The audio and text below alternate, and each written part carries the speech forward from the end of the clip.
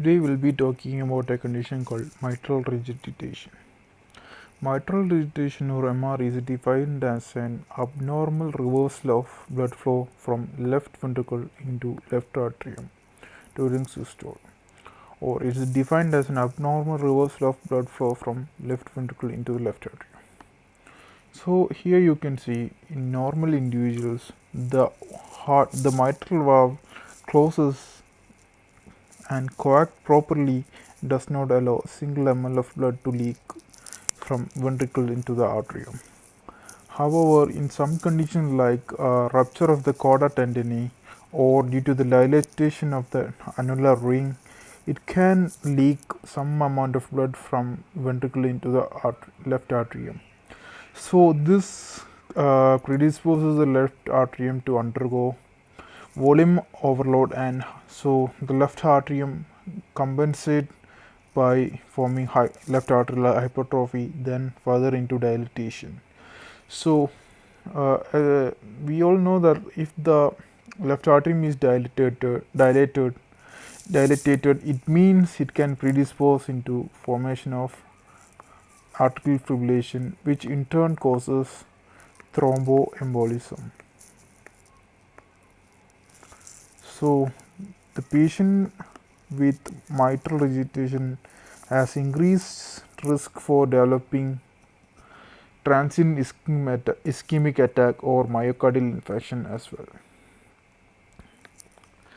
Now, mitral regurgitation can be divided into acute and chronic form, and the causes of both of them are different in such a way that okay, I'll be explaining the causes. So the most common cause of acute mitral regurgitation is infective endocarditis. Other causes myocardial infarction, which can which is around the papillary muscles.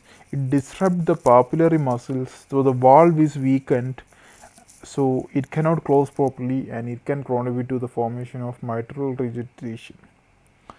Then talking about the leaflet involvement, the most commonly involved leaflet is the posterior one because it only has a single blood supply. Any organ which has only single supply means if that supply is cut off, it can undergo ischemia and death of the tissue. Then other causes mitral valve prolapse, which contribute to the floppy valve syndrome, or it can leak. It can allow some ml of the blood into leak, but it's not a severe form. It can be severe after months or years, but it won't be severe at the first itself. Then the blunt trauma also can cause mitral regurgitation in such a way that if the for example, a guy was driving without wearing the seat belt and he suddenly hit something and the steering hit on the chest, so the pressure in the ventricle is increased in such a way that it may break the chorda tendineae, so it can contribute to the formation of mitral regurgitation. Now let us talk about the chronic form. Chronic is also caused by mitral valve prolapse. Then other causes rheumatic fever, which can cause mitral stenosis or mitral regurgitation, by causing fibrosis or degeneration of the mitral valve. Then subacute bacterial endocarditis can also cause chronic form of mitral regurgitation. Then other important cause is like cleft mitral valve.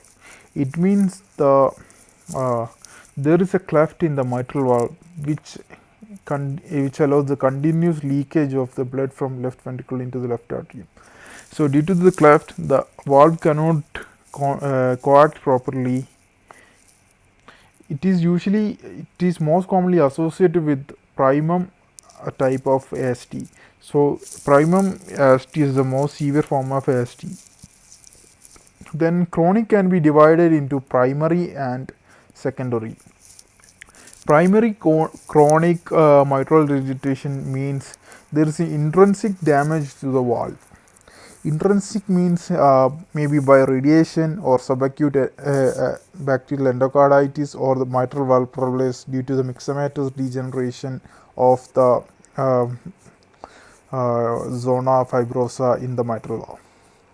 Then, due to in secondary case, there is a dilatation of the annular ring of the mitral valve, which may be secondary to dilated cardiomyopathy or ischemic cardiomyopathy or even hypertrophic obstructive cardiomyopathy. So, why does hypertrophic obstructive cardiomyopathy can cause mitral regurgitation? It is because a mnemonic called SAM. SAM means systolic anterior displacement of mitral valve. So, due to the hypertrophy of the septum hits the mitral valve every time the heart contracts during systole. So, it contributes to the displacement of anterior leaflet of the mitral valve to again more anteriorly.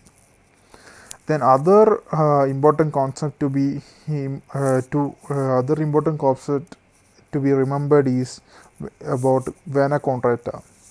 Let us suppose this is left ventricle and this is left atrium, and this is the regurgitated blood. So, vena contracta is the narrowest part of the regurgitated blood, and in this narrowest part we have the maximum velocity.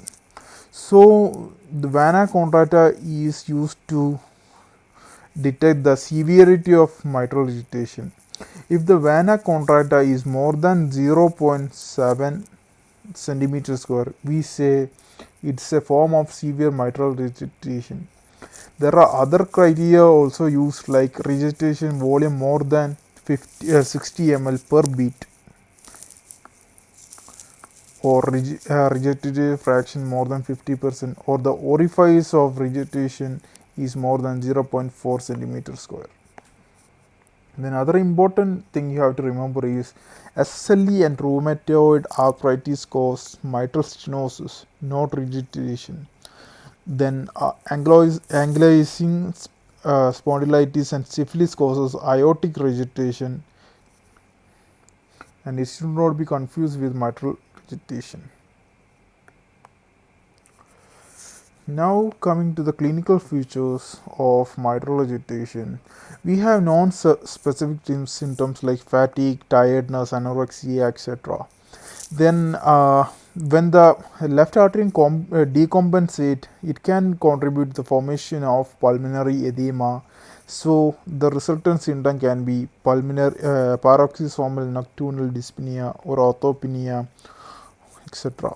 Then maybe it can also contribute to the formation of right ventricular failure, which then further complicate the condition like hepatomegaly or angioedema can be seen. Then palpitation is due to simply because of the arterial fibrillation content. Now the murmur of the acute and chronic is different in sense that during acute mitral regurgitation, the left atrium is not prepared to accommodate the extra ml of blood coming from the left ventricle. So it undergo failure and causes so it cannot accommodate much blood like for example in case of chronic mitral regurgitation, the left atrium may have undergone dilatation, so it can accommodate more blood so the blood can go toward the systole to the left atrium. But in case of acute, only like during the first half of the systole it can go it can leak into the left atrium. So it can be remembered by a graph. I'll draw it here. So in case of acute form, we have early systolic murmur, case of acute. But in chronic, we have pansystolic murmur.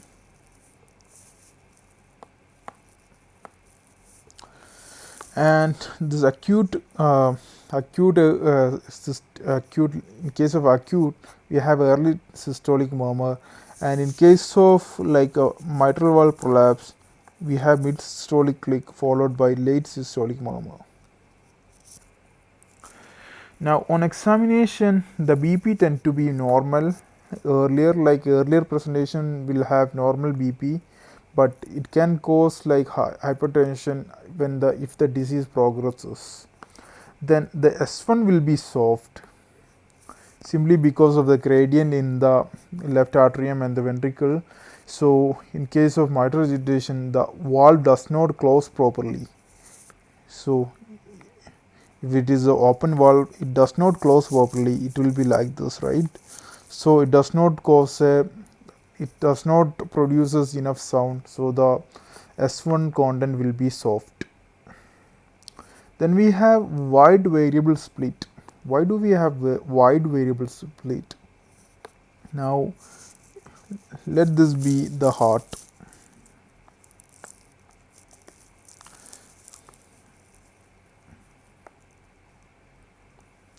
So let's say we have 60 ml of blood in the left ventricle.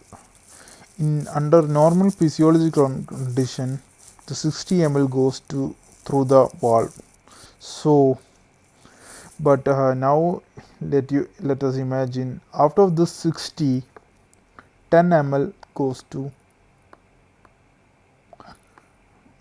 left atrium. So there is only little blood. There's only 50. Only 50 ml can go through the aortic valve. So the aortic valve closes early, and we know that S2 has two components, aortic and pulmonic. And in normal individuals, the aortic valve closes before the pulmonic valve. So due to the regurgitation, the some ml of the blood is leaked into left atrium. The aortic valve opens, closes little bit earlier, so we can have a variable split S2. Then on ECG we can find a specific finding called bifid P wave, or we have a notch in the P wave. We and also the time of the P wave is increased more than 120 milliseconds.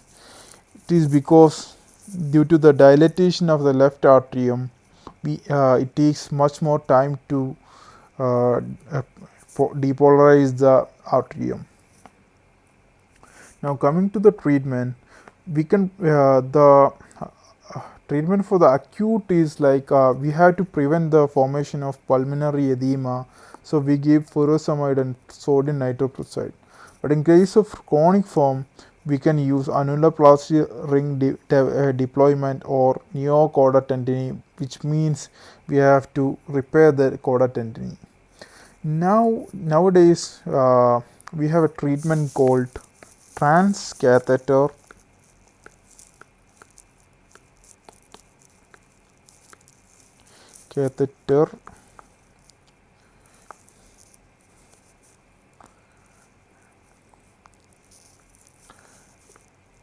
valvular clip. So I'll be showing a small video which shows the complete process of this technique. The blue flow filling the left atrium illustrates severe mitral regurgitation, or MR. The percutaneous mitral repair system consists of catheters and the MitraClip device. The catheter is introduced over a guide wire that has been placed using standard techniques.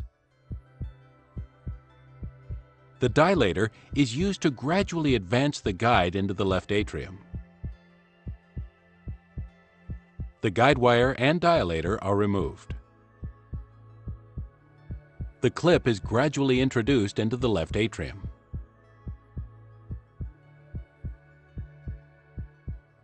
The clip is precisely positioned above the leak in the valve.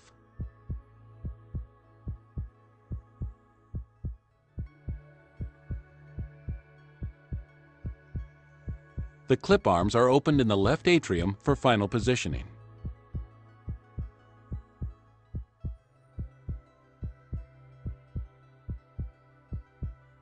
Color ultrasound imaging identifies the severe MR illustrated here with blue flow.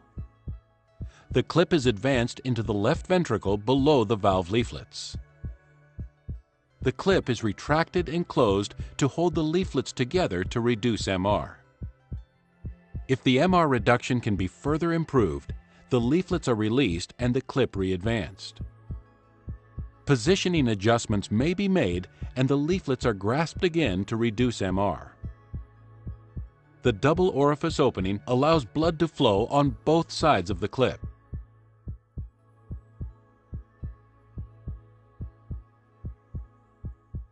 The grasp and MR reduction are assessed before the clip is deployed. The catheters are then removed. Securely attached to both leaflets, the clip moves with the valve, allowing blood to flow through each opening. The mitral valve is repaired without open heart surgery. The MitraClip device is made of metal and covered with a polyester fabric to promote healing.